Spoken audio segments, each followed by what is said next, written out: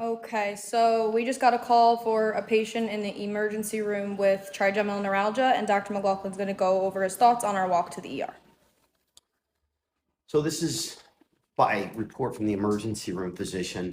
This is a patient with a new onset of trigeminal neuralgia, which is sharp stabbing electric shock-like pain, which is excruciating and comes and goes. So it's exacerbating and remitting.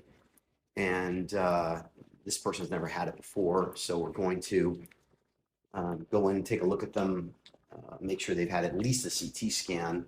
They may not have had an MRI scan in the hospital right now. They'll ultimately need an MRI scan to look for a blood vessel at the base of the brain. So they'll need a Fiesta study MRI scan, which is a with and without contrast MRI scan to look for blood vessels around the base of the brain near the trigeminal nerve.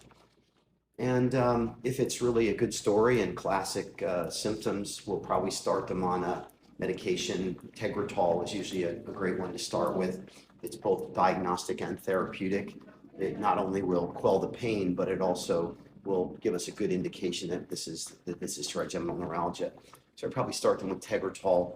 Important to remember to check baseline blood work because Tegretol can cause thrombocytopenia and it can elevate liver function tests. So we want to get them as a baseline.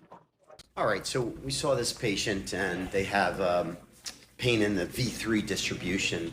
The trigeminal nerve is a 3-branch nerve, so it supplies sensation to the forehead, the cheek, and the jaw. Typically, the pain is in the cheek or the jaw, sometimes a little more rarely in the eye or the forehead. So they have V3 trigeminal neuralgia. It's new onset. It came on suddenly, awakened them from sleep. Worst pain of their life. They have no abnormalities on their oropharyngeal exam. They have typical triggers, which is very common with trigeminal neuralgia. That means light touch or wind triggers the pain, but a deeper touch or a more vigorous stimulation doesn't have any effect on it. So that's very typical of trigeminal neuralgia.